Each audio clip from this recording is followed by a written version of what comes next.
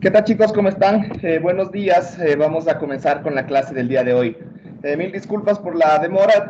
Acabé de salir de una defensa pública, entonces por eso se alargó un poquito, pero bueno, ya finalizamos. Les voy a registrar la asistencia. Por favor, me ayudan respondiendo. Edison Abrigo. Buen día, ingeniero, presente. Ramiro Aguilar.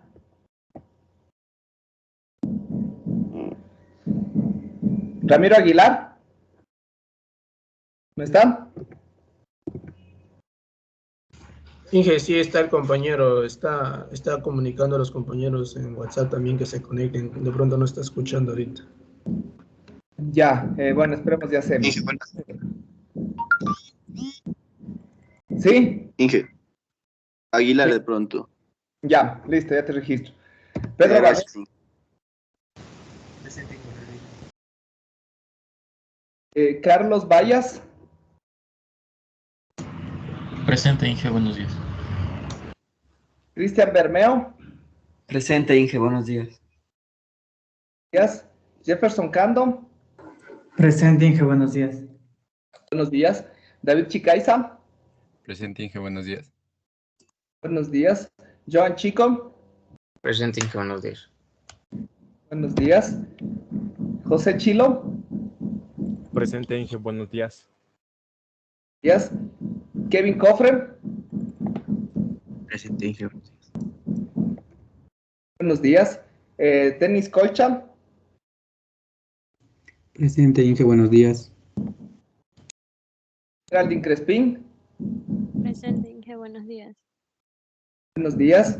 Jenny Cruz.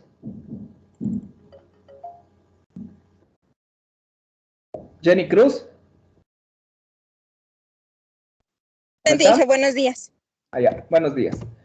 Inge, disculpe si me escucha. Sí, ya te registré. Roberto Estrella. Ya, muchas gracias. Presente, Inge, buenos días. Buenos días. Paulina Gómez. Presente, Inge, buenos días. Buenos días. Jefferson Guamaní. Presente, Inge, buenos días. Buenos días. Adrián Infante. Buenos días, ingeniero, presente.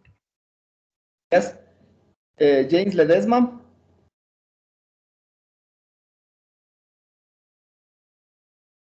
Ledesma. Escribe en el chat, Inge. Ok. Listo. Ya te registro. Catherine Montoya. Buenos días, Inge, presente. Buenos días. Mario Caña. Presente, Inge, buenos días. Buenos días. Marlon Obaco. Presente, Inge, buenos días. Buenos días. Blanca Paguay. Presente, Inge, buenos días. Buenos días. Diana Pauten. Presente, Inge, buenos días. Buenos días. Stalin Pazmiño. Presente, Inge, buenos días. Buenos días. Miguel Peralta. Presente, Inge, buenos días. Buenos días. Anthony Pérez. Presente, Inge, buenos días. Buenos días. Robert Puchaisela. Presente, ingeniero, buenos días. Roger Quiroz.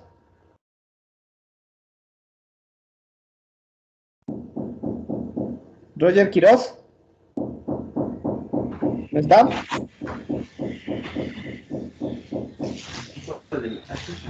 Hola Ramírez.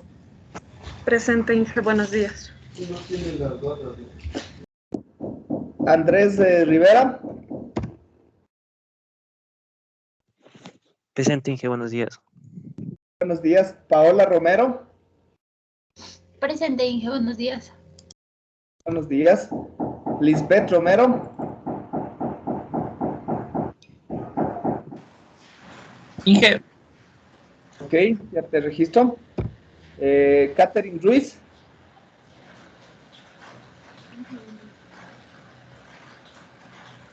Catherine Ruiz. Presente, Inge, buenos días. ¿No está Catherine Ruiz? Presente, Inge, ¿me escucha? Ya. Buenos días. Emily Salinas. Buenos días, Inge, presente. Belén Silva. Buenos días, Inge, presente. Buenos días. Ángel Uvidia.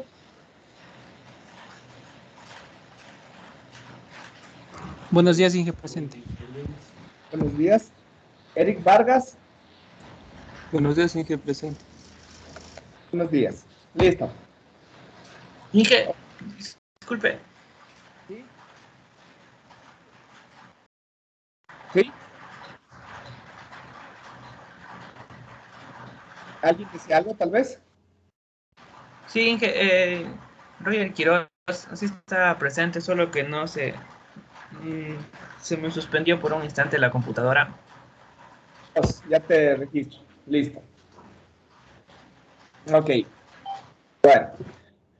Vamos a iniciar entonces.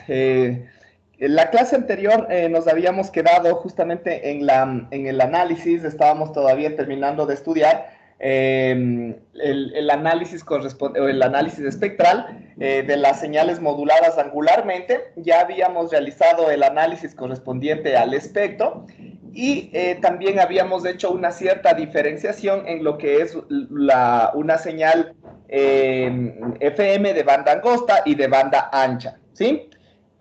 Empezamos ya básicamente a analizar o de qué depende la densidad espectral de potencia.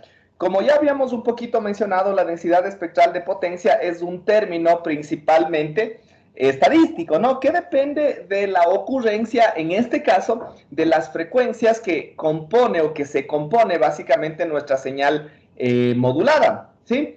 Entonces, en estas condiciones, cuando nosotros tenemos estas señales, claro, si es que hay mayor presencia o mayor abundancia de una cierta componente espectral o de un rango de frecuencias, esa frecuencia o ese rango de frecuencias obviamente tendrá una mayor incidencia o una mayor amplitud dentro de lo que es la densidad espectral de potencia. Entonces, como en este caso, ¿no es cierto?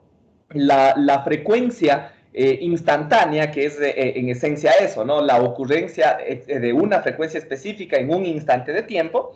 La frecuencia instantánea en las señales de FM depende fundamentalmente de las señales, de la señal moduladora MDT. Dependemos en este caso de la señal moduladora MDT. Permítanme un momentito, por favor, me están realizando una llamada insistente. Perdón.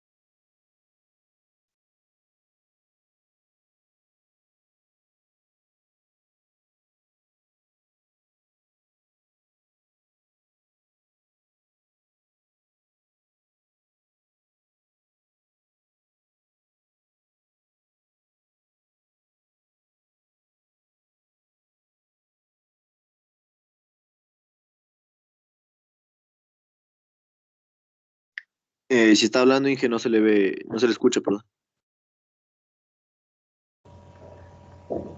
Ya, no, recién estaba compartiéndoles la pantalla para de una vez ya comenzar directamente desde aquí. Ya, listo, chicos, mil disculpas. Bueno, entonces, les había mencionado, ¿no? Que en esencia la densidad espectral de potencia es un término estadístico, es un término que básicamente nos determina las ocurrencias de ciertas componentes espectrales. Ahora, como ya habíamos mencionado, ¿no? Que la frecuencia instantánea depende de la señal moduladora, entonces, obviamente, la densidad espectral de potencia va a depender de las características estadísticas de la señal moduladora, ¿sí? Ojo, no digo que la densidad espectral de potencia depende de la señal modulada, depende de la densidad espectral de potencia de la señal moduladora. No, estamos hablando de que la densidad espectral de potencia de la señal moduladora depende de las características estadísticas de la señal moduladora, ¿no? Por eso es que justamente nosotros habíamos dicho que en esencia de quien depende es de la función PDF, ¿sí? Que es la función de densidad de probabilidad, ¿sí? Entonces, por eso es que cada una de las señales, obviamente, cada señal correspondiente tendrá su respectiva PDF, ¿no? Es decir, una señal analógica de audio, una señal periódica sinusoidal, una señal periódica cuadrada o una señal periódica triangular, ¿no? Justamente como habíamos desarrollado la clase anterior, cada uno de estos ejemplos genera cada uno de sus componentes o de sus funciones PDF. Y en función de estas señales, obviamente se determina o se obtiene los rangos en los cuales se genera esta PDF, ¿no? Y que obviamente tiene que incluir en los rangos de oscilación o en los rangos de ocurrencia de amplitud de la señal. Pero esa forma, ¿sí? Esa forma fundamental es la que se mantiene y se traslada posteriormente en torno a F sub C, la forma. Obviamente de ahí, ahora, la densidad espectral de potencias tendrá justamente eso, ¿no? Componentes de frecuencia, ¿sí? Pero quien genera básicamente la forma, la envolvente, como queramos llamarle, será básicamente la densidad, la función de densidad de probabilidad. Ahora, lo que también ya habíamos mencionado, ¿no? Al ser este tipo de señales que estábamos analizando, señales sinusoidales, el espectro que se va a generar obligatoriamente es un espectro de línea, ¿no? Entonces, obviamente, la densidad espectral de potencia no necesariamente va a ser un espectro continuo, sino tiene que ser un espectro de línea, pero estos impulsos o estos deltas de Dirac estarán comandados o estarán gobernados básicamente por la amplitud de o por la forma, más bien dicho, de esa densidad, de esa función de densidad de probabilidad. Más o menos lo que tenemos ahí, ¿no? Entonces, tendremos cada F sub m o cada frecuencia de oscilación de las señales periódicas, una existencia de un impulso, ¿no? Y obviamente la amplitud de ese impulso, como les decía, estará gobernado justamente por cada una de estas amplitudes o cada una de esas envolventes, ¿sí?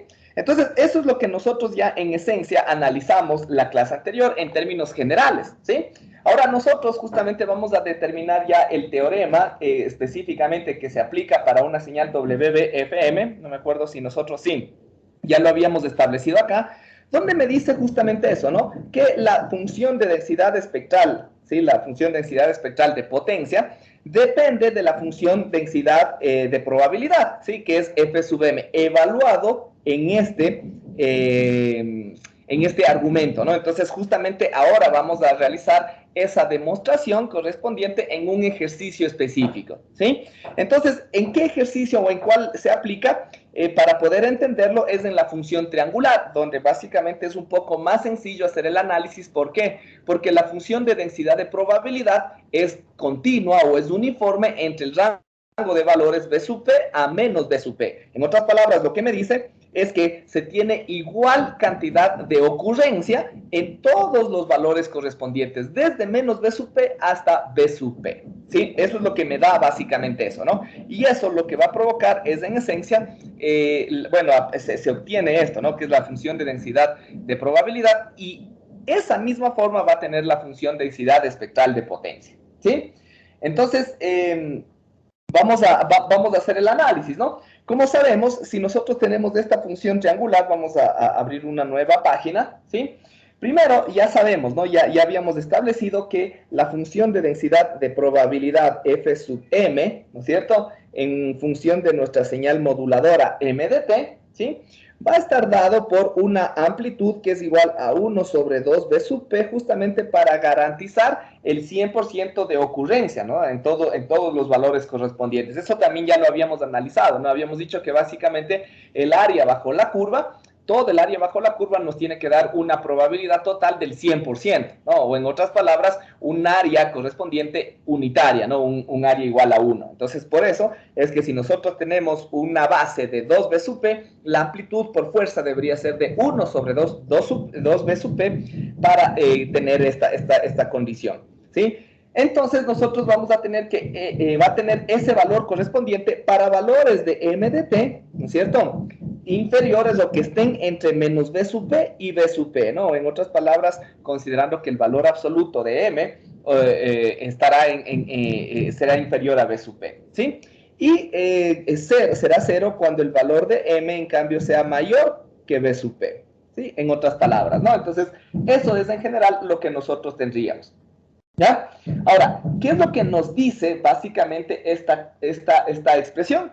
Que la densidad espectral de potencia, ¿sí? La densidad espectral de potencia ya de nuestra señal modulada, ¿sí? Incluso aquí le podríamos poner P sub S de F, va a ser igual a ¿qué? Según la expresión matemática que nosotros tenemos, nos dice que es igual a pi por A sub C al cuadrado, ¿no es cierto? Pi por A sub C al cuadrado sobre 2 df, ¿no? Donde df ya sabemos, ¿no? Es la constante de sensibilidad de variación de frecuencia. Y esto obviamente que va a multiplicar a la función de densidad de probabilidad. Pero la función de densidad de probabilidad nosotros tenemos este rango correspondiente de valores. Entonces eso igualmente va a ocurrir aquí, ¿no? Entonces, en otras palabras, nosotros podríamos poner que vamos a tener, ¿no es cierto? La amplitud es igual a 1 sobre 2b sub p, ¿no es cierto? ¿En qué condiciones? Justamente cuando el argumento de la función de densidad de probabilidad es inferior a b sub p, ¿no es cierto? El módulo o el valor absoluto del argumento. Entonces, el argumento correspondiente, como nosotros tenemos, si nosotros analizamos la expresión general, es 2pi, ¿no es cierto? 2pi sobre d sub f, ¿sí? Por la frecuencia, bueno, desplazado en f sub c, ¿no es cierto?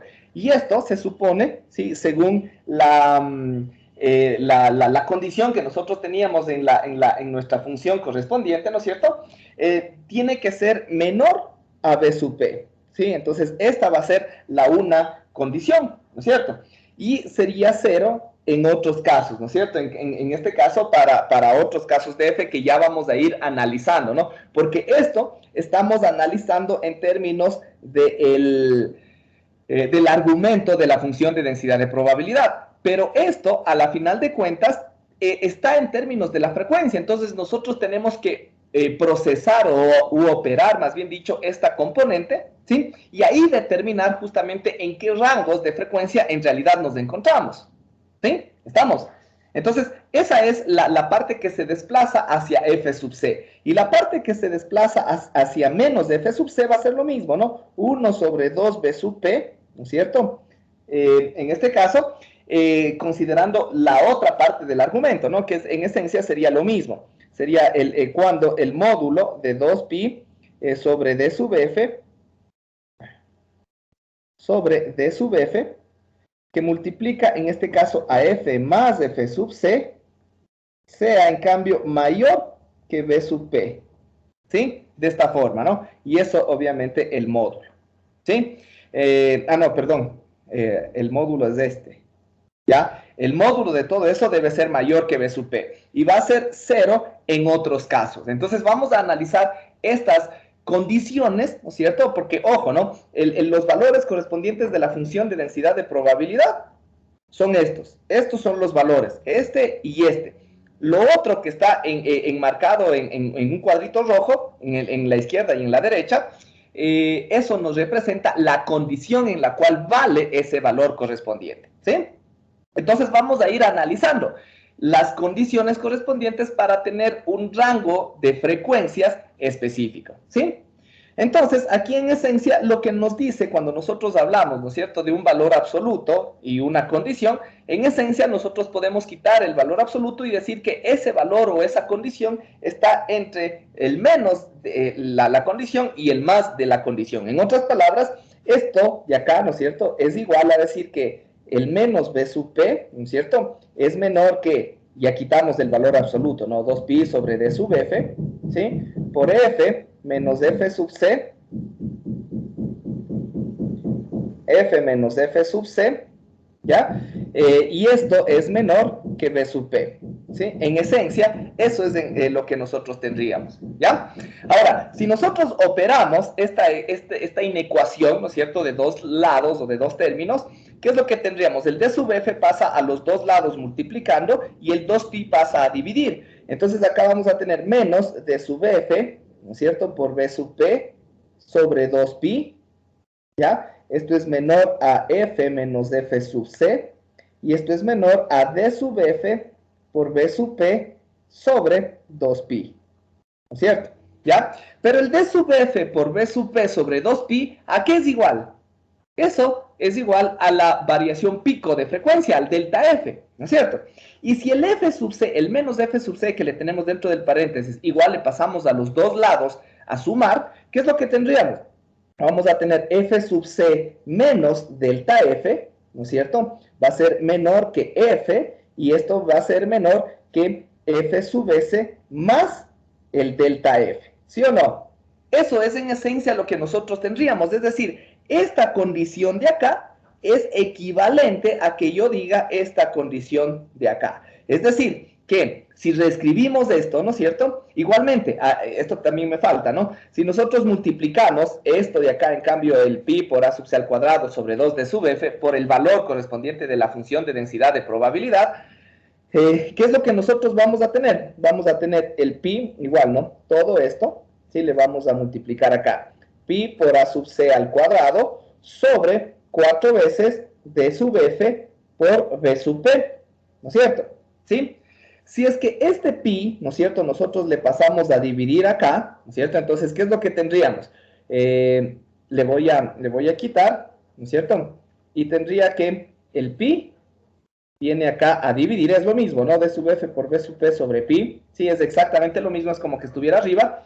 Pero para ponerle como si, porque ya sabemos, ¿no? El d sub f por el b sub p sobre 2pi, eso es igual a ¿qué? A la densidad de, perdón, a la desviación pico de frecuencia también, ¿no? Entonces, si yo le pongo aquí el 2 y para que no modifique, tengo que también multiplicarle por 2, ¿no es cierto? Entonces, aquí, ¿qué es lo que voy a tener? Esto va a ser igual a sub c al cuadrado sobre 2 por 4 va a ser 8, ¿no es cierto? Y el d sub f por b sub p sobre 2pi es igual a delta f. ¿Sí? ¿Estamos? Entonces, esto es en esencia la amplitud de la densidad espectral de potencia en cada uno de los rangos correspondientes. ¿Sí? Entonces, nuevamente, ¿no? Si nosotros reescribimos esta densidad espectral de potencia de la señal modulada, ¿sí? En esencia, lo que nosotros vamos a tener es ¿qué cosa? Esto va a ser igual a ¿qué? A sub c, ¿no es cierto? Como teníamos arriba, a sub c al cuadrado sobre 8 delta f, ¿sí? Es justamente lo que teníamos ahí, 8 delta f. ¿En qué rango de frecuencias? Cuando la frecuencia está entre f sub c menos delta f, ¿sí? Y está entre f sub c más delta f, ¿sí?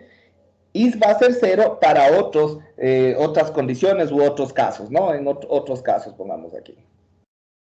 ¿Sí?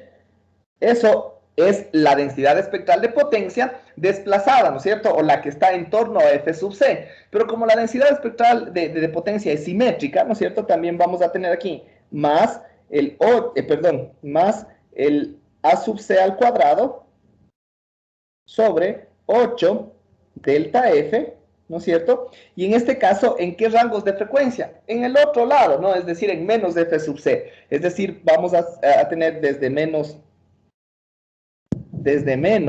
f sub c menos delta f, ¿sí?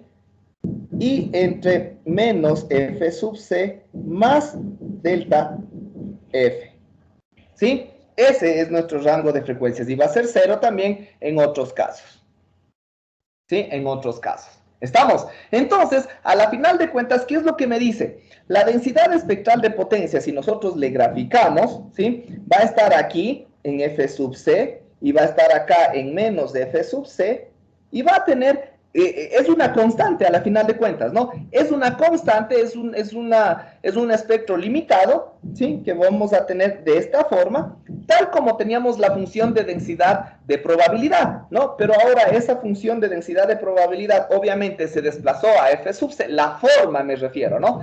La misma forma de la función de densidad de probabilidad se mantiene, solamente que se desplaza a F sub C y obviamente su amplitud cambiará. En este caso, ¿cuál es la amplitud? La amplitud es A sub C al cuadrado sobre 8 veces delta F.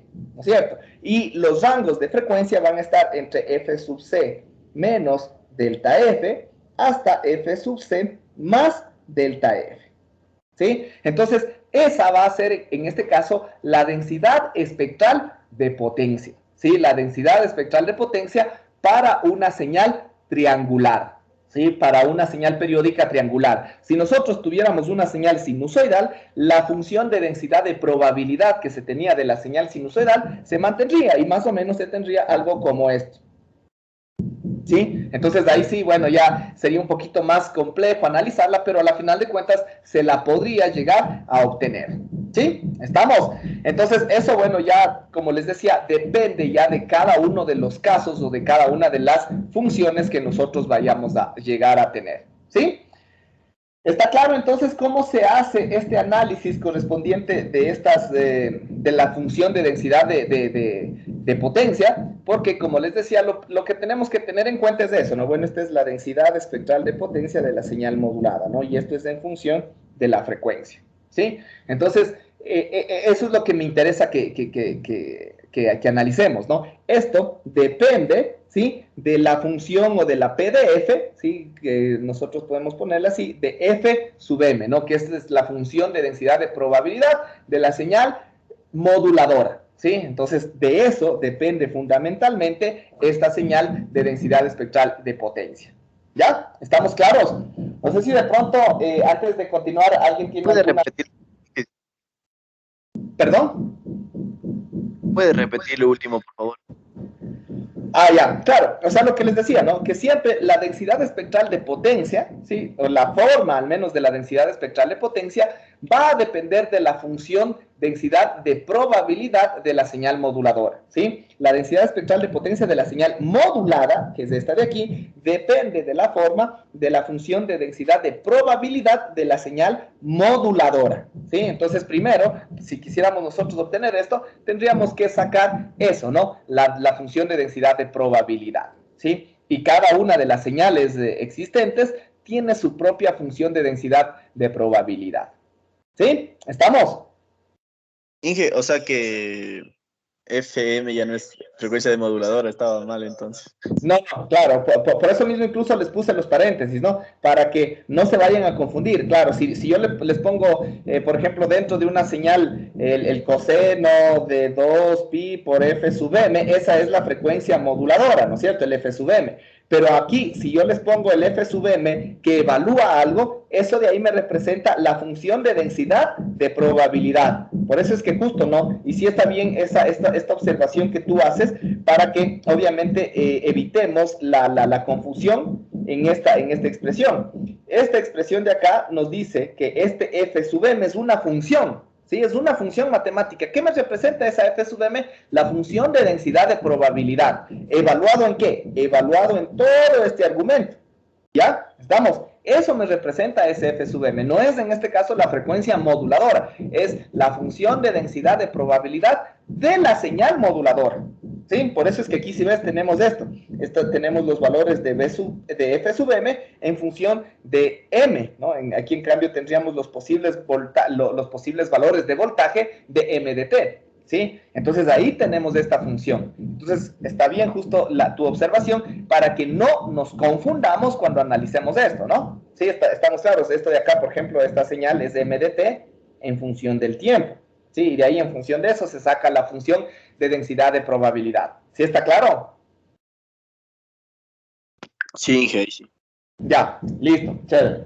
¿Alguna otra pregunta tal vez?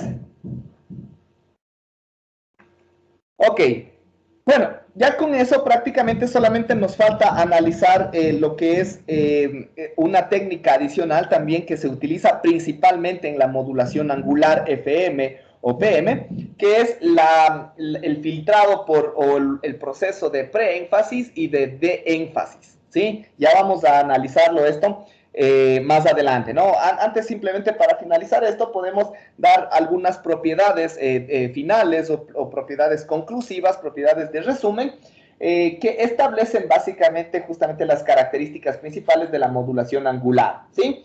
Lo primero que ya habíamos mencionado, ¿no? Que la señal modulada angularmente no es una función lineal, ¿no es cierto?, de la señal moduladora, ¿sí? Estamos. Entonces, eso ya habíamos determinado, ¿no? En otras palabras, yo puedo decir que SDT, ¿sí?, es no lineal, ¿no es cierto?, no lineal respecto a MDT.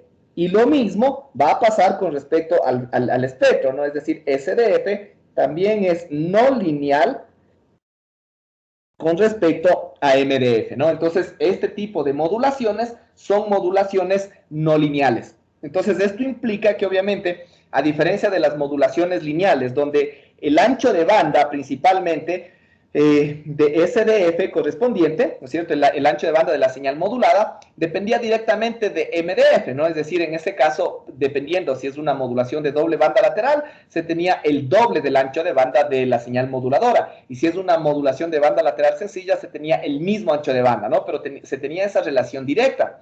En este caso, el ancho de banda va a depender de varios parámetros, como por ejemplo dependerá del índice de modulación, y el índice de modulación puede depender ya sea de las constantes de desviación de fase o de frecuencia, o principalmente incluso dependerá de la amplitud que se tenga en la señal moduladora. Es decir, que si la señal moduladora aumenta su amplitud, el ancho de banda también aumentará su amplitud, bueno, su ancho, ¿no? Podríamos decirlo de esa forma, ¿no? Entonces, esa es la relación que nosotros tenemos aquí, ¿sí? En las modulaciones lineales no ocurría eso. Si yo aumentaba el MDT, si yo aumentaba el valor correspondiente de amplitud, el ancho de banda se mantenía igual. Pero ¿qué es lo que aumentaba en las modulaciones lineales? Ahí lo que aumenta es la potencia. Cuando MDT aumenta, aumenta la potencia. ¿Sí? Esas son algunas de las diferencias, ¿no? En cambio, en la modulación angular, si es que MDT aumenta, la potencia se mantiene intacta. Lo que sí aumenta en este caso es, en cambio, el ancho de banda,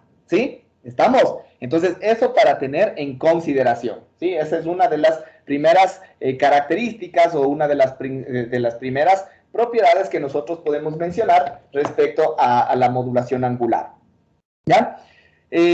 Otra también es que igual, ¿no? En las modulaciones lineales, nosotros teníamos ya un nivel de portadora específico, ¿no? Recuerden, entonces nosotros podíamos decir, ya en el espectro, en SDF, yo depende, ¿no? Si es que yo tengo una modulación de doble banda lateral con portadora suprimida, yo tenía ausencia de una componente espectral discreta en la frecuencia portadora. Y eso no cambiaba, ¿sí? A menos que de pronto mi señal moduladora tenga una componente de DC, ¿sí? En ese caso, de ley iba a tener una componente discreta en la portadora, ¿sí? Pero caso contrario, no. En la modulación AM, en cambio, ahí igualmente, ¿no? Yo voy a tener una componente discreta en la frecuencia portadora con una amplitud igual a 1/2 de A sub C, ¿sí? Eso igualmente ya lo conocemos, es decir, pero es un valor ya específico, ya conocido. En este caso, en la modulación angular, el nivel de la portadora discreta correspondiente en F sub C va a ir cambiando dependiendo del índice de modulación, ¿no es cierto? Es decir, ya sabemos, ¿no? El índice de modulación va a depender de D sub F o de D sub P o de la amplitud de la señal moduladora, ¿sí? Es decir, que si la amplitud de la señal moduladora genera, ¿no es cierto?, en ciertas condiciones, un valor correspondiente de un índice de modulación que es igual, por ejemplo, a uno de los cruces por cero en la función de Bessel de orden cero, ¿no es cierto? Eso va a provocar que... Inge, Sí, dime.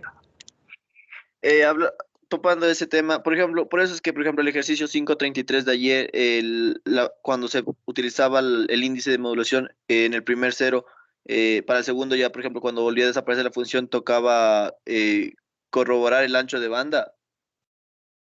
Porque Claro, lo que como, pasa no era- como no es lineal, aumenta el ancho de banda. claro, correcto, ¿no? Si es que tú vas, como justamente mencionas, ¿no? Si tú vas aumentando el voltaje de la señal moduladora, vas aumentando el índice de modulación. Y si es que el índice de modulación aumenta cada vez, aumentas también el ancho de banda de tu señal modulada, ¿no? Entonces, obviamente, cada señal, ¿sí? Cada señal que tiene un índice de modulación distinto va a tener un ancho de banda distinto, ¿no? Entonces, obviamente, ¿no? Entonces, a medida que tú aumentas el índice de modulación, aumenta el ancho de banda, ¿sí? Inge, y esta relación es proporcional, por ejemplo, en caso de ir disminuyendo el voltaje, también iría disminuyendo el ancho de banda.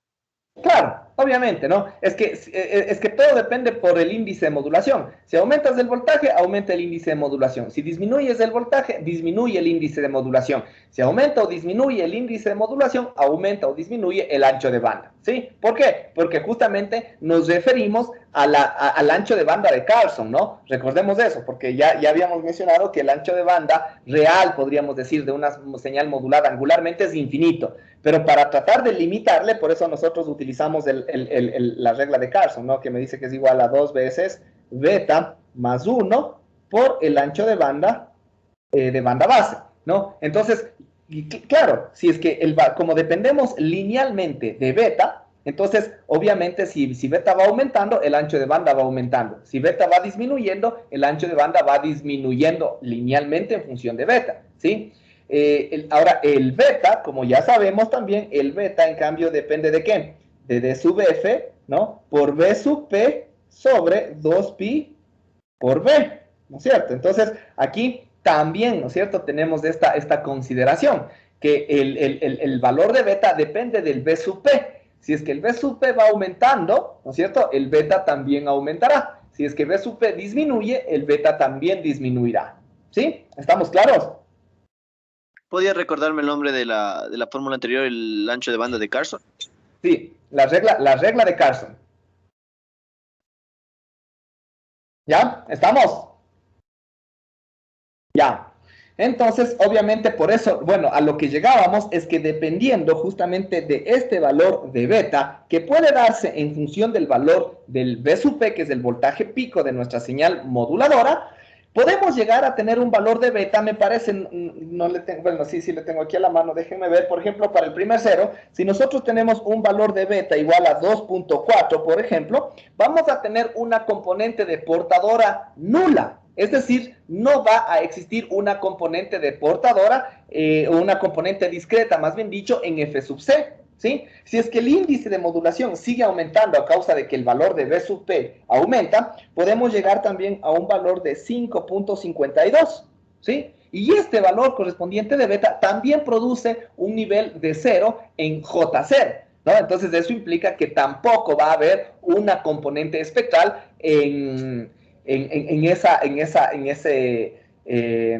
con ese índice de modulación, ¿sí? No va a haber una componente espectral en F sub C, ¿sí? Pero, por ejemplo, si nosotros tuviéramos un valor, no sé, se me ocurre de unos 3.8, me parece, más o menos, es uno de los máximos de la componente espectral en la portadora, ¿no es cierto? Entonces, ahí sí nosotros vamos a tener una componente significativa en la portadora. Entonces, eso es lo que nos dice esta segunda propiedad, ¿no? Que la componente o la intensidad de la portadora puede ir cambiando en función de la variación de B sub P, ¿sí? De la variación de la amplitud de la señal moduladora, ¿sí? ¿Estamos? Entonces, esto es lo que nos indica básicamente esta propiedad, ¿ya?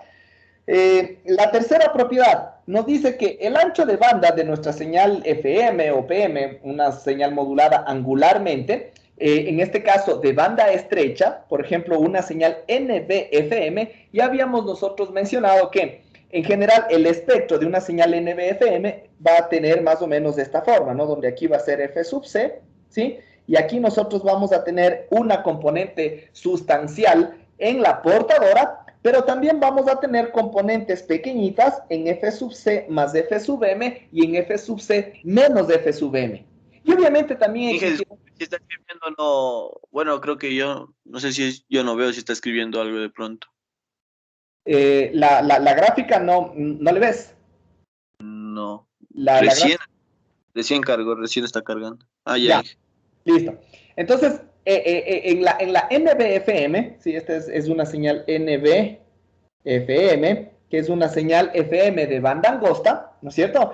Tiene justamente esa forma, ¿no? Si nosotros igual observamos las funciones de Bessel, vamos a ver que la J0 tiene en valores de beta, por ejemplo, inferiores a 0.2, que era lo que caracterizaba una NBFM, tiene una amplitud significativa en la portadora, es decir, en J0, y una amplitud más pequeñita en J1, y ya amplitudes básicamente despreciables en J2, J3, J4, que ya básicamente se pueden justamente despreciar. Entonces, si yo asumo, porque yo de ley tendría que asumir al menos una banda lateral, ¿no es cierto? Es decir, en F sub C más M y en F sub C menos F sub M, ¿sí? Al menos una. Porque si yo no asumo eso, yo voy a asumir simplemente que va a haber la portadora. Y la portadora o una componente espectral solamente en F sub C, eso me implica únicamente la existencia de la portadora sin modulación, ¿no? Sin nada de modulación. Y eso no me lleva nada de información. Entonces, al menos yo tendría que considerar esa existencia de las bandas laterales, al menos en una frecuencia, ¿no? Es decir, en F sub C más F sub M y en F sub C menos F sub M. Si yo considero esto, ¿no? Y indicamos que esto de acá, ¿cierto? Es el F sub M, o en otras palabras, el F sub M es igual al ancho de banda, ¿no es cierto?, de la señal moduladora. Entonces, estamos indicando que el ancho de banda de la señal modulada va a ser igual a ¿qué? A 2 veces B o a 2 veces F sub M, ¿no es cierto?, que en esencia es lo mismo o en general es lo que ocurre en la modulación lineal, ¿no es cierto?, AM o de doble banda lateral con portadora suprimida. Principalmente la NBFM tiene un comportamiento igualito o muy parecido a la modulación AM, porque yo tengo un ancho de banda de 2B y tengo una componente espectral significativa en la frecuencia portadora. La diferencia que marcaba básicamente la NBFM con la AM, ¿cuál era? Era que en la AM la componente de información que se encuentra en las bandas laterales estaba en fase con la portadora, ¿sí? Mientras que en la NBFM la componente de las bandas laterales se encuentra en cuadratura con la portadora, ¿sí? Esa es la diferencia principal o la diferencia fundamental que nos da NBFM con AM, ¿sí? Listo, esa es la tercera propiedad conclusiva. Y la última que podríamos mencionar es que, bueno, esta es bastante sencilla, ¿no? Nos dice que la envolvente real de una señal modulada angularmente es una constante, ¿sí? Y es A sub C, ¿no es cierto? Ya sabemos, ¿no? Que la envolvente compleja, ¿sí? de FM o de la modulación angular es A sub C por E a la J teta de T, ¿no es cierto? Donde A sub C, esto nos representa el módulo, ¿no? El R de T. Y en este caso es una constante, ¿sí? Entonces, no depende el R de T, no depende de M de T, para nada, ¿no? Tal como ocurría de pronto en la modulación lineal de AM o en la modulación de doble banda lateral con portadora suprimida, ¿sí? Ahí sí teníamos que R de T de pronto era igual a A sub C por M de T, o R de T era igual a A sub C por 1 más M de T, ¿no es cierto?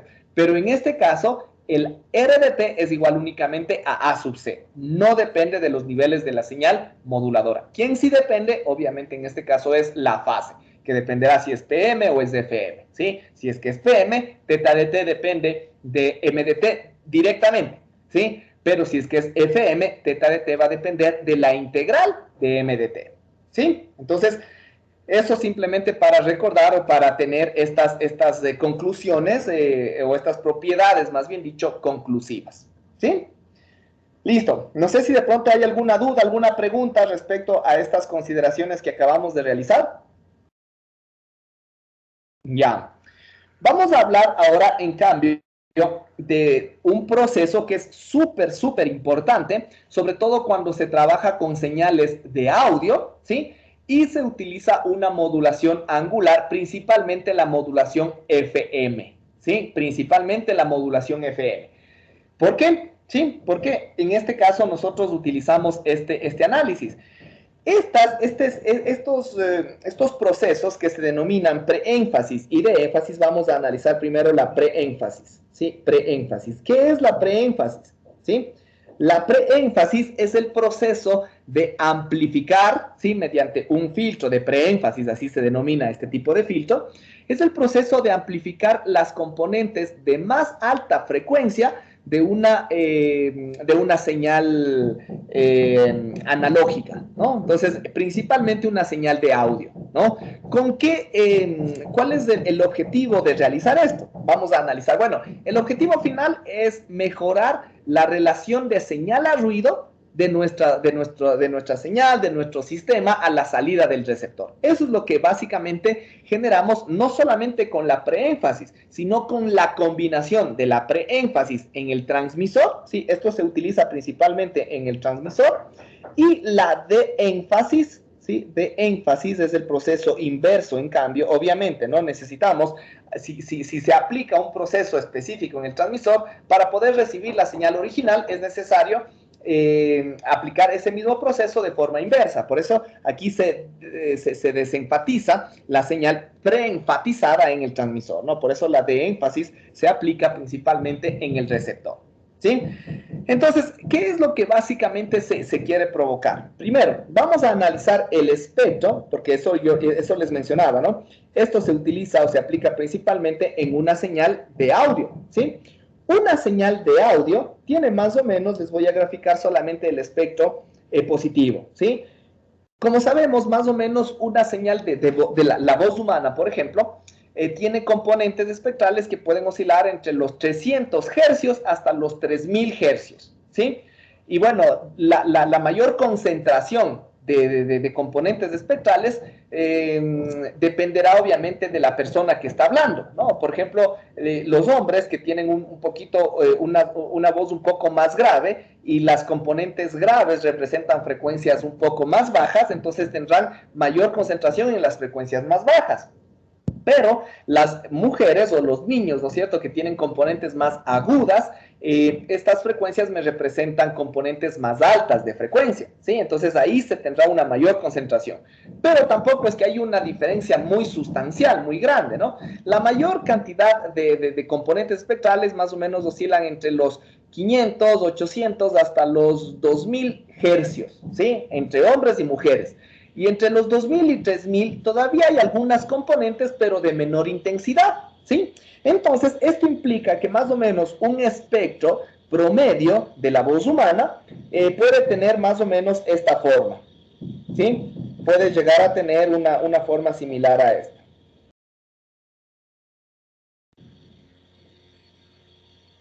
¿Ya? Donde más o menos, qué sé yo, por aquí me representan o están los 4 kilohertz, ¿sí? Perdón. Los 4 kilohertz. Y no sé, de pronto por aquí están los 2 o 2.1 kilohertz, ¿sí? Entonces, ¿qué es lo que nosotros tenemos? Esa es nuestra componente de audio, ¿sí? Nuestra componente original. Tiene mayor amplitud en las frecuencias más bajas, ¿sí? Y ahí es donde de pronto sí está la mayor concentración de información, pero aquí, a pesar de que estas componentes tienen una intensidad baja o más pequeña, pero también hay información e información importante, ¿no? Entonces, que no se debería tratar de perder, ¿ya? Entonces, ¿cuál es el problema si esta señal se transmite, si esta señal se envía, etcétera? Nosotros conocemos que las componentes de ruido, ¿sí? Las componentes de ruido se encuentran en todo el rango de frecuencia con una densidad espectral de potencia prácticamente constante, ¿sí? En todo el espectro infinito de frecuencias. Entonces, si yo aquí empiezo a observar ya en el canal, de pronto esto se empieza a transmitir más o menos, ¿no? Lo que nosotros tenemos en cuenta es que, bueno, esto sería asimétrico, ¿no? Lo mismo que tenemos en la parte positiva, vamos a tener en la parte negativa.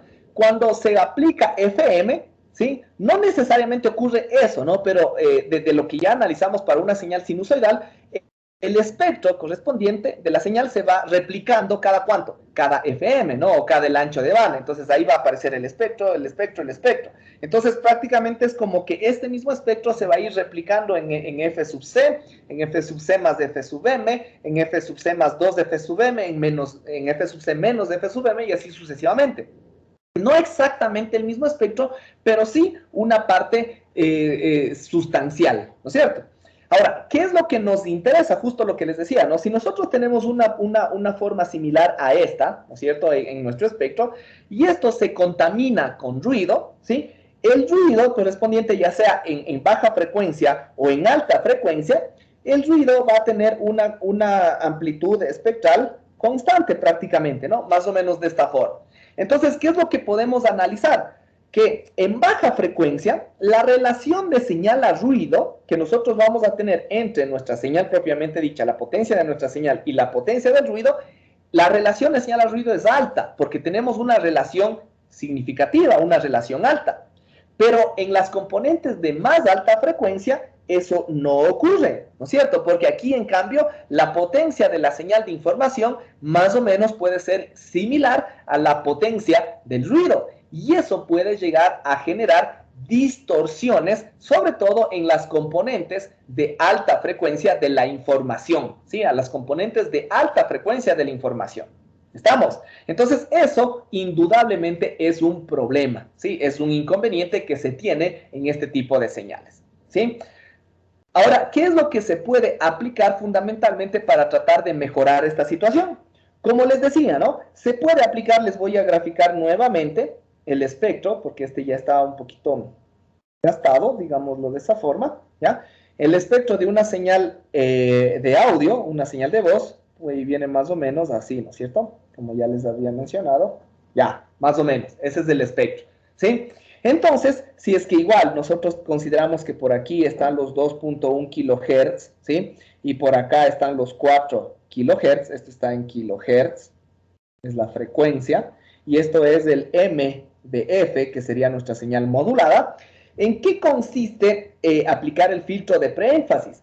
El filtro de preénfasis consiste en darle un comportamiento prácticamente constante, supongamos que esta sea una amplitud unitaria, ¿sí? Entonces, si aplicamos un filtro, ¿no es cierto? Ya sabemos, en el dominio de la frecuencia se multiplican las componentes, ¿no? Entonces, básicamente aquí lo que se generaría sería un comportamiento constante en ese primer rango de frecuencias, pero en el siguiente rango de frecuencias se genera una amplificación, ¿sí? Se genera una amplificación. De tal forma, ¿sí? De tal forma que hasta una cierta frecuencia, ¿no? Y después otra vez se mantendrá constante, ¿sí? Entonces, ¿qué es lo que se intenta realizar justamente con esta situación?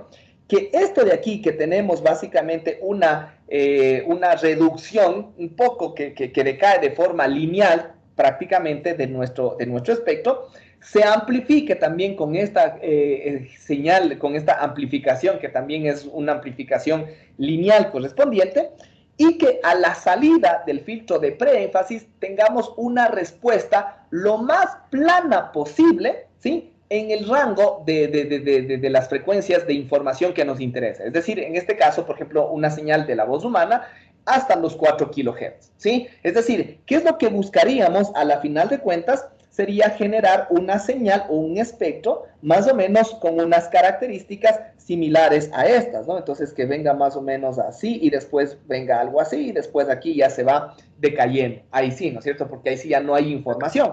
Entonces, ahí... ¿Qué es tratar de mantener la constante la señal?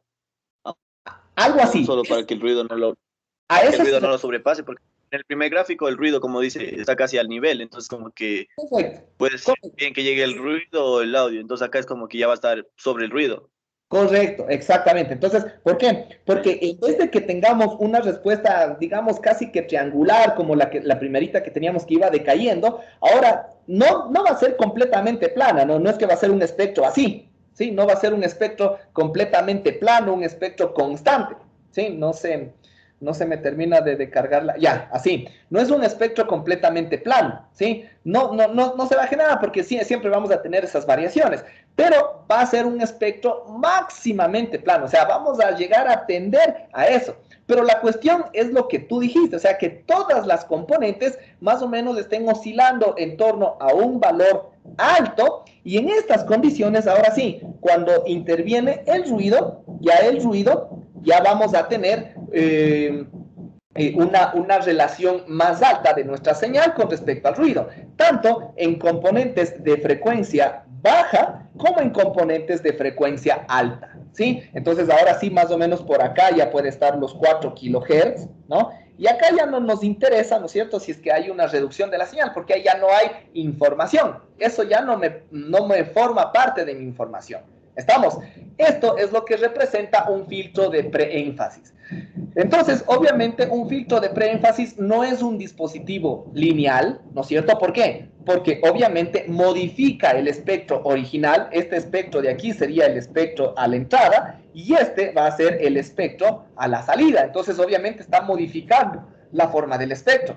De una u otra forma, el espectro se distorsiona, ¿no? Entonces, por eso es que les digo, ¿no? Si nosotros recibimos después de esta señal en el receptor, ¿sí? Y le queremos demodular, ¿sí? O le queremos simplemente, no directamente ya demodular, sino le queremos ya reproducir, la señal va a estar distorsionada porque este espectro no es el espectro original, ¿no? Entonces, esta señal tiene distorsión. Obviamente tenemos que tratar de volver a nuestra señal original, ¿sí? A nuestra señal original, y eso lo aplicamos o eso se consigue con un filtro en estas condiciones de énfasis.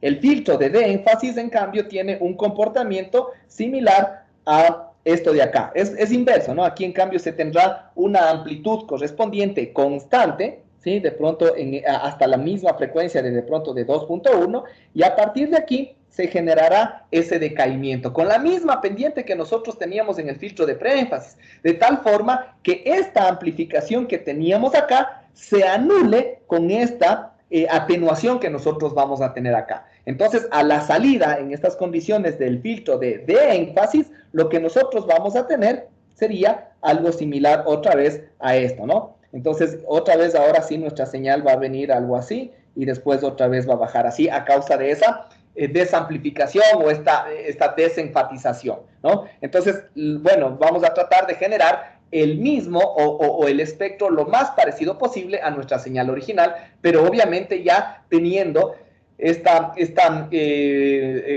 inserción inferior de las componentes de ruido, ¿no es cierto? Porque eso es lo que nosotros garantizamos justamente cuando aplicamos la preénfasis y la de énfasis, ¿sí? ¿Sí está claro por qué se realiza y cómo se realiza? ¿Sí? Entonces, eso es en esencia o eso es fundamentalmente lo que se genera cuando nosotros aplicamos. Ahora, claro, si yo aplico solamente un filtro de preénfasis, eso es un dispositivo no lineal. Si yo aplico únicamente un filtro de énfasis, también es un dispositivo no lineal. Pero si es que aplico conjuntamente el filtro de preénfasis y el filtro de énfasis dentro de todo el sistema, entonces ya todo nuestro sistema se convertirá en un sistema lineal, ¿no? Porque básicamente lo que hace es el uno quitar la no linealidad al otro, ¿sí? Entonces, obviamente, el proceso que se tendría que hacer es, primero, nosotros tener nuestra señal banda base, nuestra señal de información MDT. Esta señal banda base, lo que se aplica es el filtro de preénfasis, ¿sí? El filtro de preénfasis, se preenfatiza la señal y después esta señal se envía al transmisor de FM o al modulador de FM, ¿sí? Y esta señal lo que hace es transmitirla, ¿no es cierto?, en el canal, ¿sí? Se transmite en el canal, ahí sí ya, ¿no es cierto?, como ya está preenfatizada, va a ser un poco más inmune al ruido. No digo que va a ser completamente inmune, no es que no va a dejar que el ruido se le pegue. O sea, independientemente va a existir ruido, ¿no? Pero el ruido va a generar menor daño, ¿no es cierto?, que si es que la señal no se hubiera preenfatizado. ¿Sí? A eso nos referimos. Y después esta señal cuando llega al receptor va a tener primero su receptor o su demodulador de FM, ¿no es cierto? Su demodulador de FM. Y después la señal va a llegar con un espectro plano. Entonces necesitamos aplicarle de ley un filtro de énfasis, ¿no es cierto? Para que vuelva a su forma original.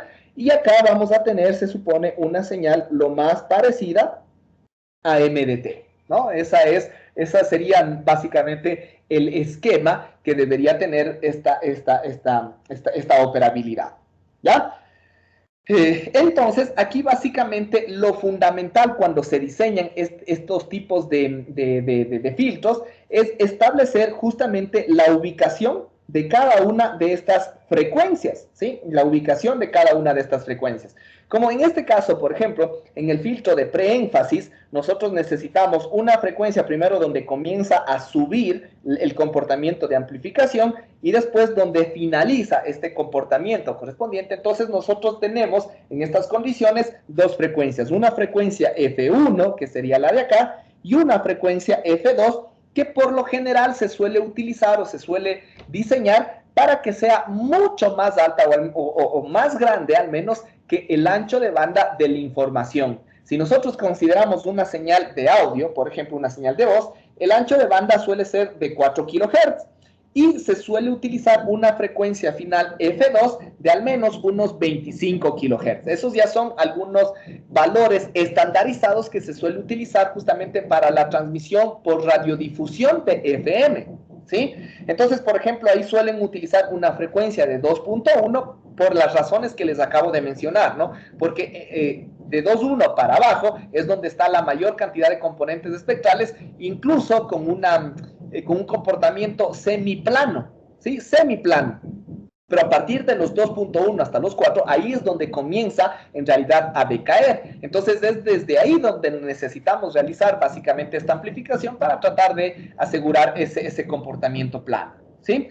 Entonces el filtro de preénfasis, ¿sí? El filtro de preénfasis, ¿sí? Más o menos está diseñado para tener las dos componentes, ¿no? La componente de baja frecuencia y la componente de más alta frecuencia.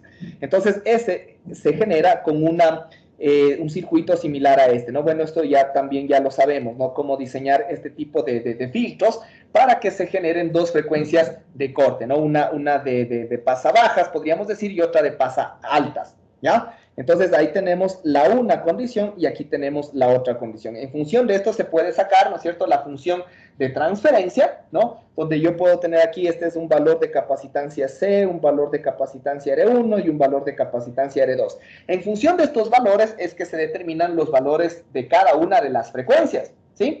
Primero, el filtro de preénfasis o la función de transferencia del filtro de preénfasis estará dada por K, donde K es una constante de ganancia del filtro, ¿sí?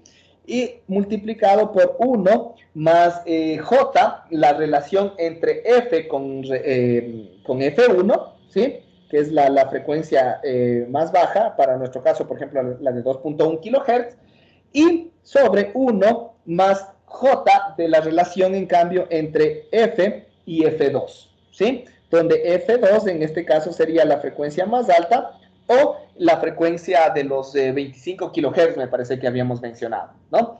Entonces, igual, ¿no? Ya sabemos que cada una de las frecuencias depende de la constante de tiempo tau, y la constante de tiempo tau depende de los valores de los dispositivos pasivos que se utilicen. Por ejemplo, F1, ya sabemos, ¿no? Esto es igual a 1 sobre 2pi por tau 1, ¿sí? Donde tau 1, en este caso, depende de los valores o de las constantes R y C, ¿no es cierto?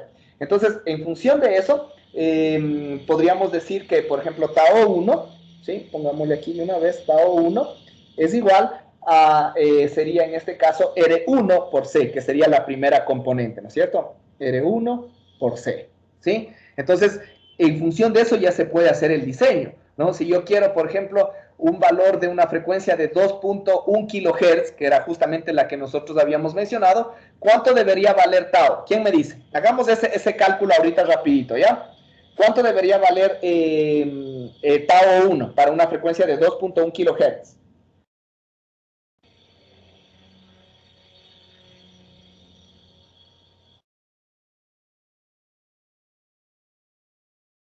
Tau 1, dijo Ninja.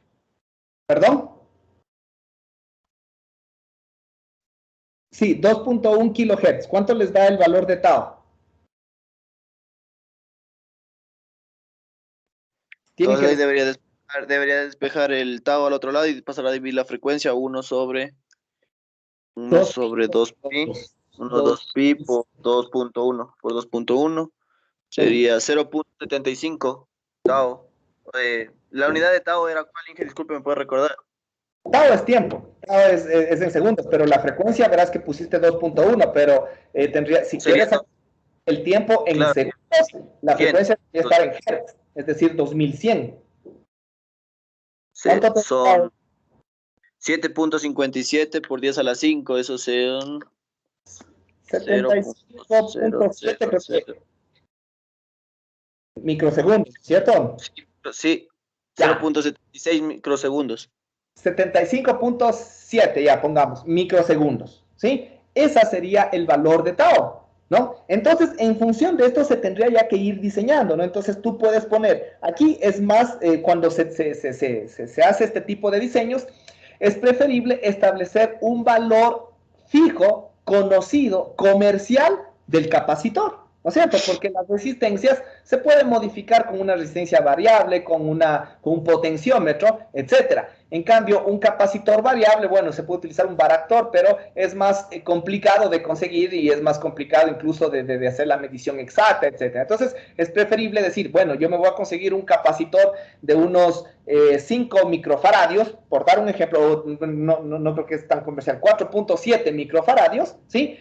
¿Qué valor de resistencia necesito? ¿No? Entonces pongamos, ¿no? Yo quiero poner un capacitor de 4.7 microfaradios, ¿sí?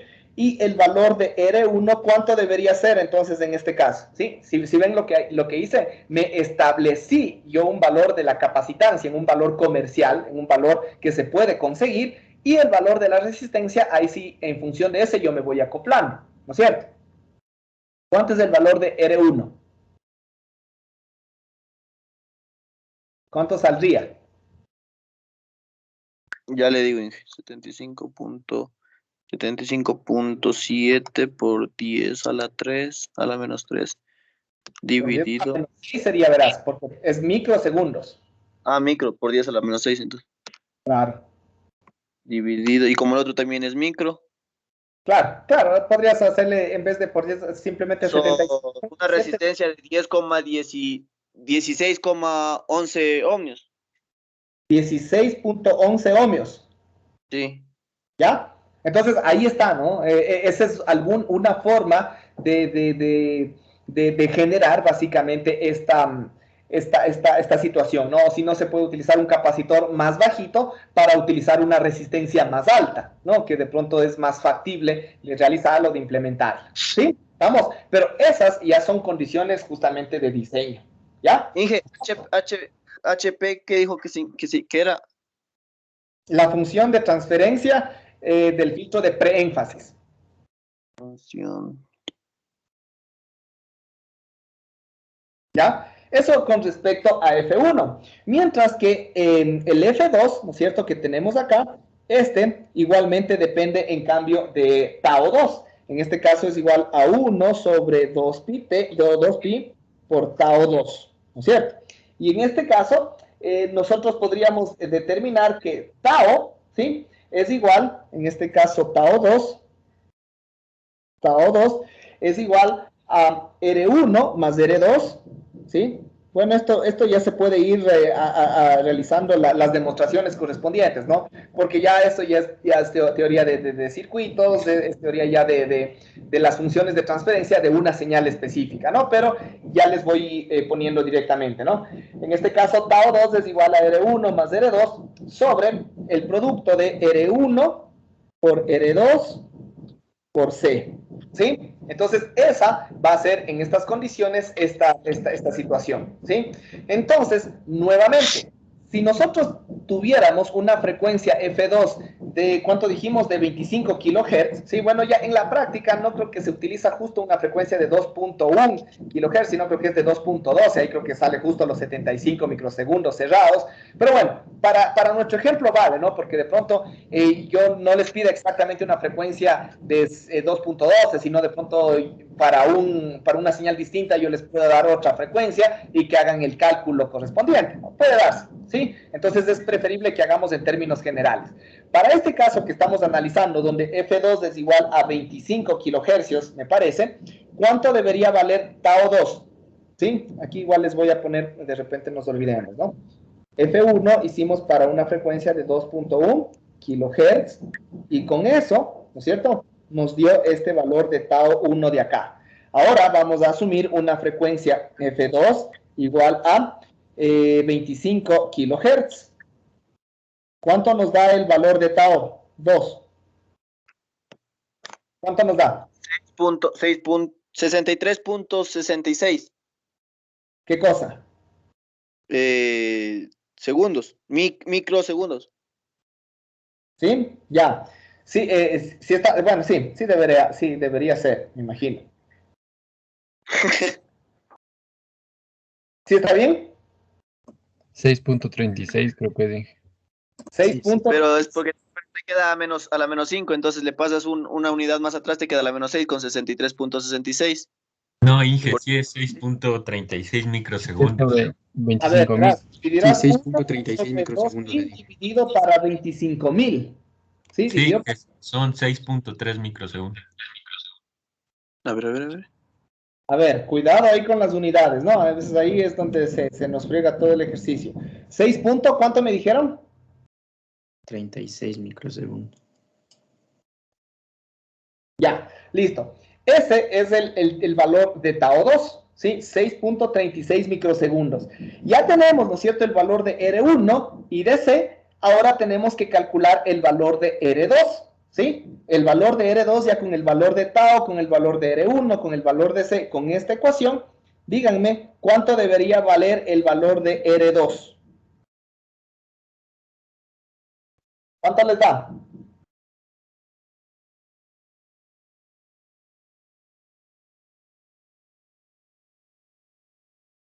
Es un poquito más largo de hacer, pero a la final de cuentas no es complicado, ¿no es cierto? La función sería R1 sobre 1 más R1 por 6 por tau 2. Esa sería la ecuación.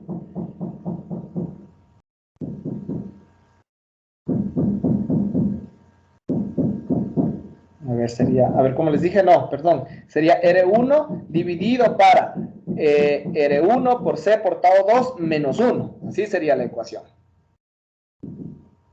¿Cuánto les da?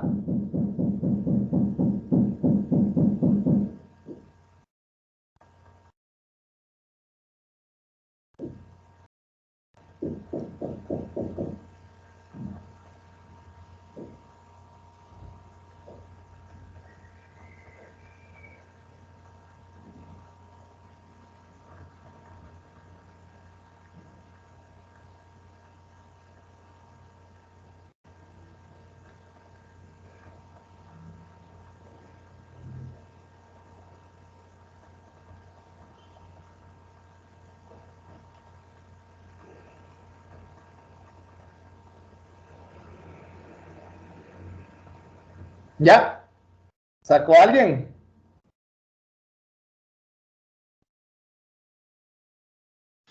Dije qué valor de capacitor dijo que íbamos a usar. Estos equipos. Ahí está, R1 y C. Saben que todo esto forma parte del mismo circuito. Entonces, en este caso ya sacamos R1 y C, nos falta sacar R2.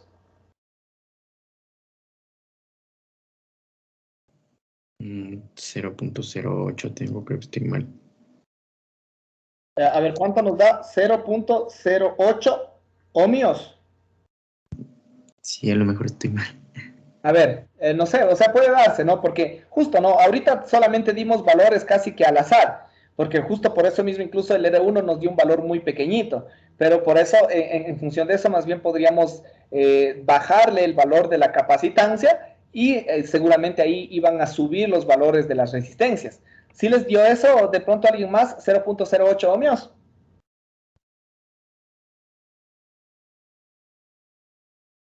A ver, déjenme leerlo rapidito. Sería...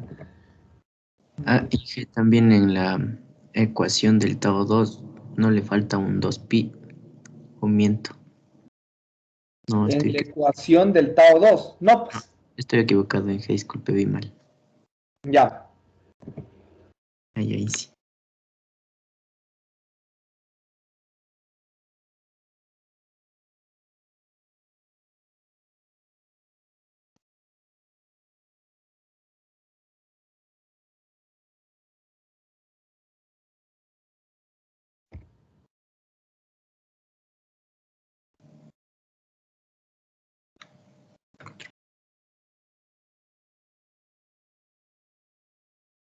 Ahí creo que me dio 0.55.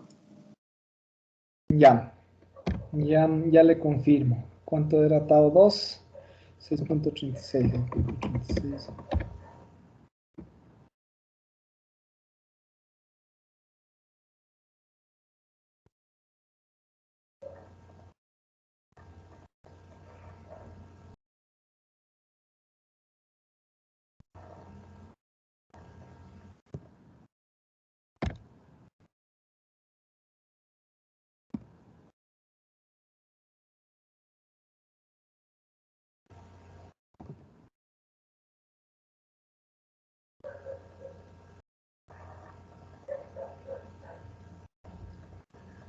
A ver, ¿cuánto les dio? ¿Alguien más ya sacó?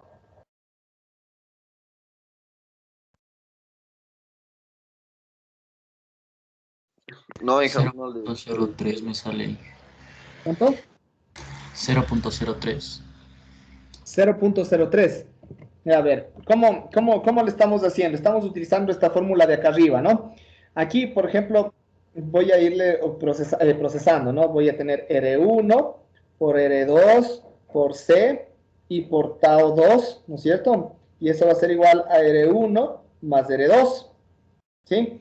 Lo que quiero despejar es R2, ¿no es cierto? Entonces, el R2, si es que el de la derecha le paso a la izquierda, voy a tener R2 que multiplica a R1 por C por tau 2, ¿no es cierto? Perdón, R1 por C por tau 2 menos 1, ¿no es cierto? Y eso va a ser igual a R1. Después el R2 va a ser igual a R1 sobre R1 por C por tau 2 menos 1. ¿Sí estamos bien? Sí.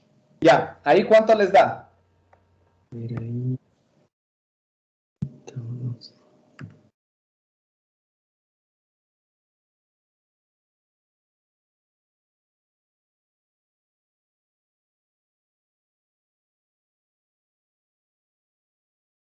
$0.033. 0.033. ¿Están seguros?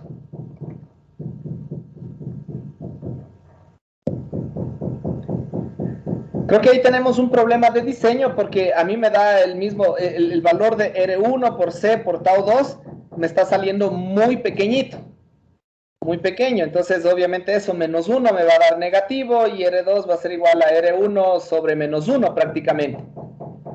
No sé si alguien más le dio eso. Y el R2 les va a dar como si fuera menos 16.11. Sí, menos 16.11 sale. Claro, correcto, ¿no? Pero ese es el problema porque para las frecuencias el capacitor es demasiado alto, ¿sí? Es demasiado alto. Entonces, aquí nosotros necesitaríamos aumentar el valor de... A ver, es que igual R1 por C, el valor de tau 1 va a ser constante, ¿no es cierto? Y tendríamos tau 1 por tau 2. A ver, si estoy bien con las expresiones, porque aquí hay algún problema. Porque siempre voy a tener R1 por C. R1 por C va a ser siempre el tau 1, siempre. ¿No es cierto? R1 por C es tau. Entonces vamos a tener tau 1 por tau 2. Y eso siempre nos va a dar un valor demasiado pequeño. R1 más R2 sobre 2 tau. Ah, esperen un ratito que aquí creo que estoy mal.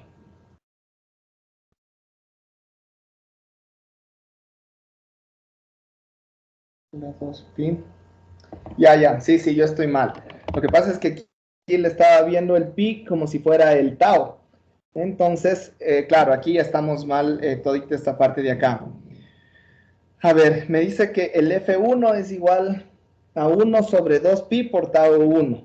Ya. Y el tau 1, en estas condiciones, sería igual a ¿qué? Sería igual a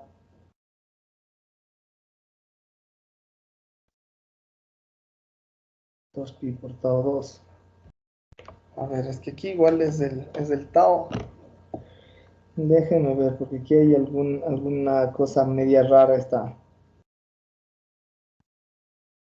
2pi, no, pues debería ser el 2pi. Pues, tau debería ser R1C. Ya, yo estoy mal, perdón. El tau, tau 2 no es pues R1 más, está al revés. Perdón, ya, este sí es mi error. El tau 2 está al revés. Claro, no ven que el tau es el denominador. Ya, ahí sí. Tendríamos que tau 2 es igual a R1, R2 por C, R1 por R2 por C, sobre R1 más R2. Ahí sí. R1 más R2. ¿Sí? ¿Estamos? Ahí sí. Ahí estamos bien. Entonces el tau 2... ya, bueno, el tau 2 sí debe estar bien, 6.36 microsegundos. El R2 es el que vamos a tener, ahora sí que calcularle con este valor de acá. Sí. Ya, entonces ahí sí estamos correctos.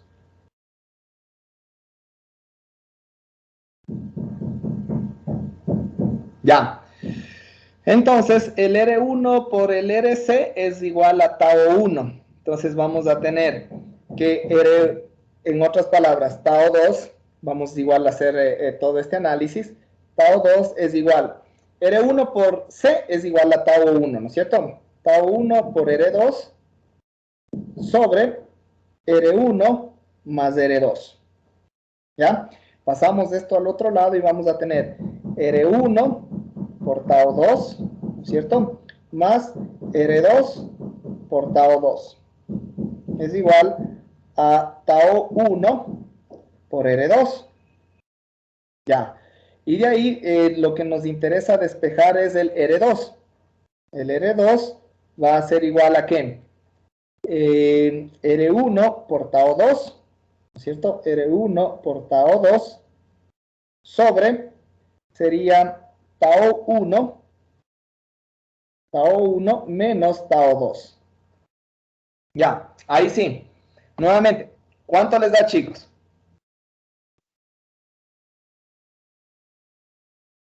El R1 son los 16.11 ohmios, el tau 2 son 6.36 microsegundos y tau 1 son, ¿cuánto era tau 1? Tau 1, 75.7 microsegundos. Ya, ahí sí.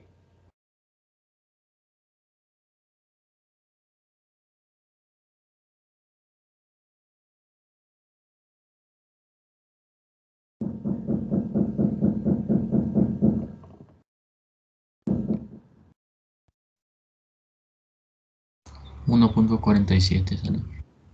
1.47 ohmios. Sí.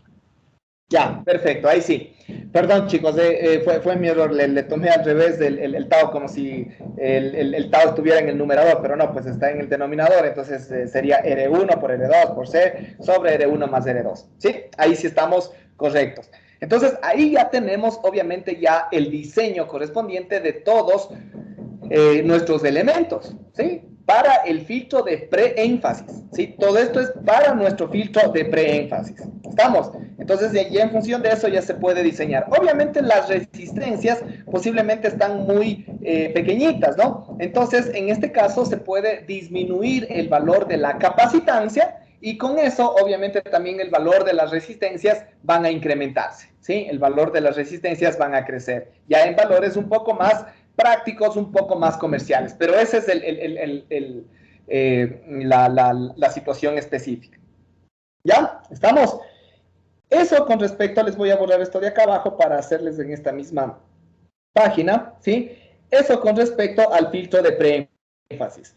Con respecto al filtro de énfasis, es más sencillo, ¿no es cierto? Porque básicamente tenemos solo un filtro pasabajas, como nosotros observamos acá, ¿no? El cual va a comenzar a ocurrir también en la frecuencia F1, ¿no es cierto? Donde para nuestro ejemplo serían los mismos 2.1 kHz, pero es una única frecuencia.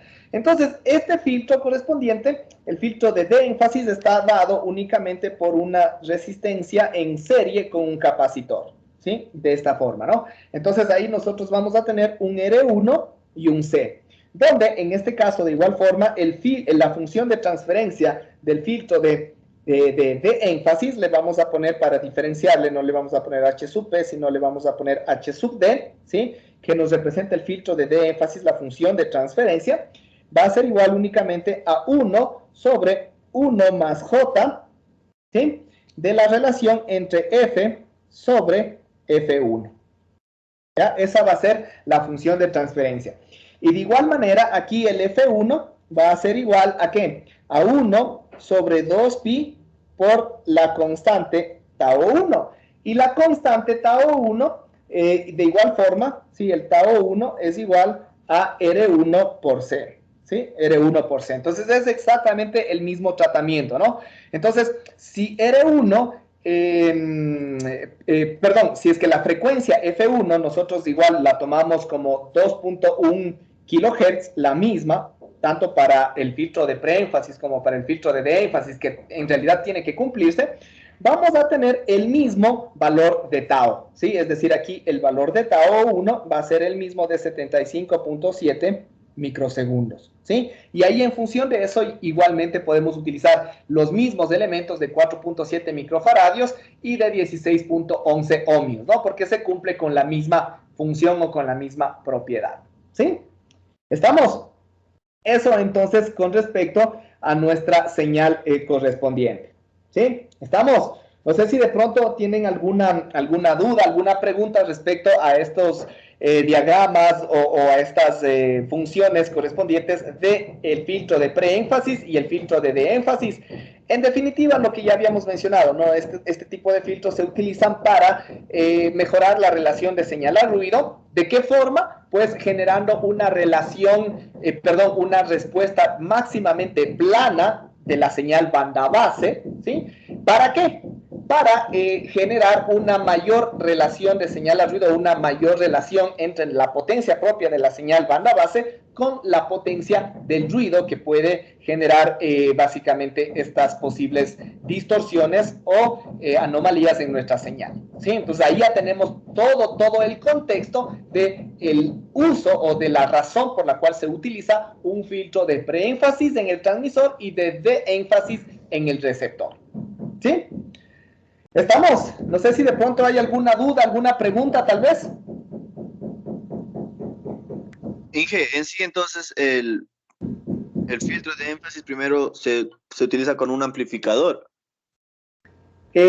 Prácticamente es algo similar a eso, ¿no? Pero como que va a amplificar en un rango únicamente de frecuencias, ¿sí? En un rango de frecuencias. Entonces, claro, es un filtro amplificador en otras palabras, ¿sí? Justamente. Entonces, eso es en esencia lo que hace este filtro de preénfasis. Y el filtro de énfasis, en cambio, desenfatiza las frecuencias altas, ¿sí? Por eso es que es de ese nombre, ¿no? El filtro de preénfasis enfatiza o amplifica las frecuencias altas de una señal de banda base.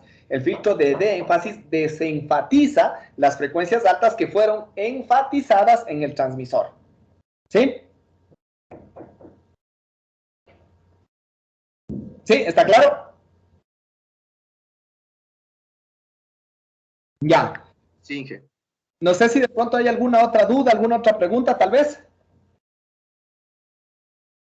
Listo, entonces yo creo que con eso podríamos finalizar la clase del día de hoy. Hubiera querido hacer ahora también una pequeña práctica más, pero bueno, tiempo tenemos, ¿no? El día de mañana vamos a dedicar a hacer una clase práctica para ahí sí analizar un poco y observar en MATLAB cómo se comportan las señales moduladas mediante PM, mediante FM, utilizando de pronto una señal sinusoidal o incluso varias señales sinusoidales y observando justamente el comportamiento del espectro, que es lo que nos interesa fundamentalmente, ¿sí? recordemos por favor que la próxima semana, porque ya con esto básicamente finalizamos ya la materia de lo que es la modulación angular. Entonces la próxima semana tenemos las dos evaluaciones, ¿no? El día martes próximo tendremos la evaluación de la modulación AM, o bueno, de la modulación en amplitud, y el día miércoles tendremos lo que es la evaluación de la modulación angular, ¿sí? Entonces son dos evaluaciones, ¿sí? Yo ya les terminaré de confirmar de pronto el día viernes en dónde nos encontraríamos, pero yo creo que ya con los otros cursos hicimos ya las evaluaciones en el bloque antiguo, en el modular antiguo, ¿sí? Ahí yo puedo acceder tranquilamente a esas instalaciones y a las aulas sobre todo, ¿no? Entonces ahí ya yo puedo... y tenemos la facilidad de poder entrar y de estar ahí sin ningún inconveniente, sin que de pronto nos vayan a cerrar ni nada. Al menos la del día martes no hay problema porque es a las 9 de la mañana y las instalaciones estarán abiertas, ¿sí? Eso con respecto a eso, ¿no? Y de ahí, la siguiente semana vamos a tener, en cambio, las defensas, ¿no? Las defensas de los proyectos. Entonces tendrán eso en consideración. Ya en estos días yo ya les di, ya a estas alturas deben tener ya todos los conocimientos correspondientes para que puedan ya seguir adelantando, ¿no? Entonces igual, si el día de mañana vamos a hacer una clase práctica. Si quieren, el día viernes podemos hacer un repaso, resolver algunos ejercicios generales. El viernes repasemos unos ejercicios. Ya, sí, eso justo les iba a mencionar. Y de igual forma, ¿no? Si es que tienen dudas acerca ya del proyecto, del avance, también pueden irme preguntando y yo trataré de irles solventando, ¿sí? Entonces, de eso podríamos hacer, ¿no? Mañana hacer una clase una clase práctica y el día viernes un repaso de todos de la mayoría de ejercicios. O ustedes de pronto pueden plantearme un ejercicio o plantear un tema específico que quieran un refuerzo, ¿sí? ¿Estamos? Ya. Sí. Listo, chicos. Entonces creo que con eso básicamente finalizaríamos la clase del día de hoy. Creo que no les voy a enviar tarea por el momento. ¿Sí? No, Inge, por favor, si no. Porque solamente hemos visto esto es un tema bastante corto, pero sí repasarán esto de lo de la preénfasis y la de énfasis, sobre todo para el diseño, ¿no? Porque sí es bastante importante. ¿Ya? Sí. Sí, Inge, me confundí un poco en las ecuaciones para hallar el Tao 2. Disculpe, no sé si me puede explicar un poquito esta ecuación. El Tao 2. Ya. El Tao 2, ya. Primero, ¿dónde estamos? Ya. A ver, ¿dónde está? Ya, es que claro, aquí no les puse las expresiones totales, pero bueno, ya les voy a poner, ¿no? Aquí nos dice que F2 es igual a 1 sobre 2pi por Tao 2, ¿sí? Si es que esto ustedes desarrollan, porque esto ustedes pueden hacer toda la demostración, es un poquito extensa, pero se la puede hacer, ¿no? A la final de cuentas es del análisis en el dominio de la frecuencia de las funciones de transferencia que ustedes tienen ahí, ¿sí? A la final de cuentas todo eso es lo que se puede demostrar. Pero a la final de cuentas, si ustedes desarrollan, lo que van a tener aquí en F2 es igual a, o van a tener que esto es igual a R1 más R2, lo que está en el texto, ¿no? Sobre, bueno, ahí creo que hay un error, ¿no? Porque le pone 2 tau en vez de 2pi, ¿sí? Es 2pi por R1 por R2 por C, ¿sí?